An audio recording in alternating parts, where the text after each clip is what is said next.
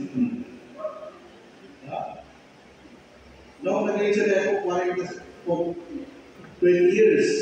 Nung pag 40 years ko senior, eh sabi ko, Panginoon, pag senior ko, ayaw ko magpa-stress.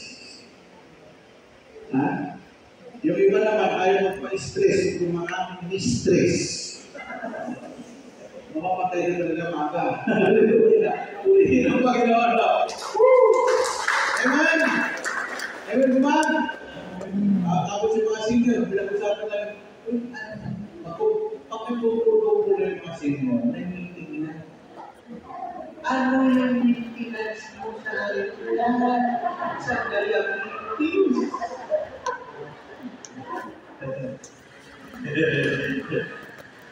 Kaya magtatayo ako ng organisasyon na ako magiging presidente ng lahat ng mga senior citizen, pati yung mga miyembro ng Senior Avila. Muli yung Panginoon. Ewan ko ba? Alam mo, kung ayaw mo magka-diabetes, kung ayaw mo kahit na, inumin mo araw-araw o kamar. Di ba kaya sa mga lang?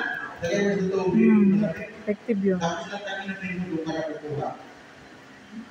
Alam mo yung laway-laway, ayaw mo ng tao laway-laway. Iyon ang insulin mo. Kasi yung pancreas mo, nasira na dahil kaiinom mo ng maintenance mo. Ang pancreas ang manufacturer ng insulin.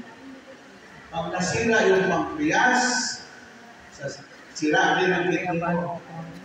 Pag masira yan, ito na, sabi nila, dialysis. Pero, nakawa ko yung pamilya natin. Binutas dito, dialysis.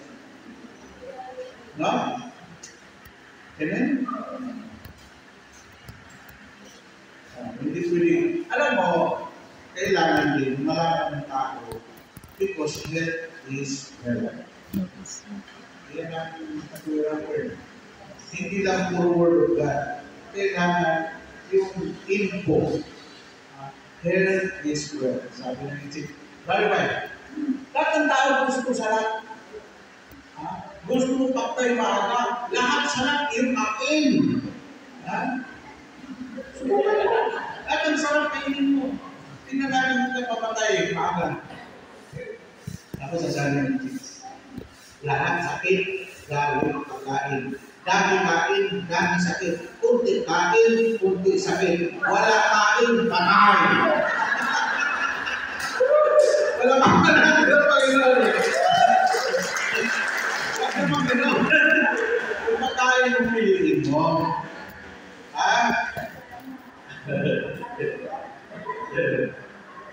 Kaya kanina, lumabing ako sa banana. Nandun na ako sa Islam. Nagkape. Mapait na makape ng kape Mary Grace. Ay, lahat na mawawala rin ang sakit. Pati sakit sa buhay. Hallelujah. Sige, magsintay na tayo, sabihin ko sa inyo.